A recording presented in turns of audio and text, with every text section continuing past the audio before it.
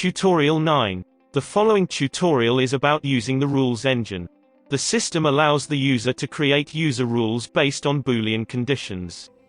These rules can be used for two purposes: to create an alert, and to condition the action of algorithms. Creating rules is performed through the Rules tab. The icons on the left allow the user to perform the following actions.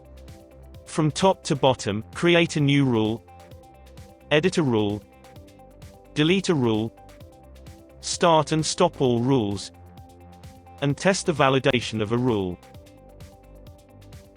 Clicking one of the first two buttons will show the rules definition screen. In this window, you can set the rule tag, which is the variable that identifies the rule in an injective manner. We can set the description of the rule, in the description field, and the logic in the main window, the logic box field. The logic is based on the policy of writing the where part of an SQL sentence. While writing, you can use all of the model's variables displayed in the Write Variables window, or the functions that appear in the right bottom window, Functions, below the Variables window. When you have finished writing, you must approve the rule and activate it. For example, let's suppose we would like to define a rule that checks whether the turbidity is higher than 0.5. We will define a rule tag called turbidity high. In the description we will write turbidity is high, and in the logic field we will write TU greater than 0.5.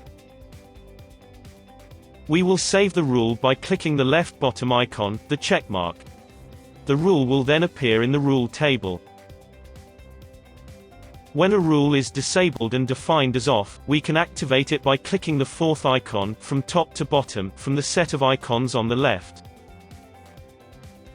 When a model is running, and the rule is in scan mode, meaning the scan column contains the value on, the timestamp of the last checked record will appear next to the rule.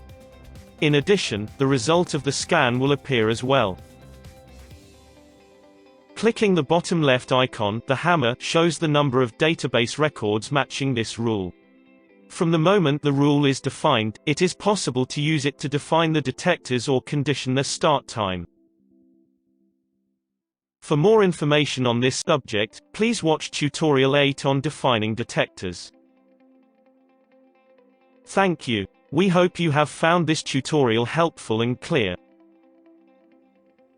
If not, or if you have any additional suggestions or comments regarding this tutorial, please submit your remarks via our website.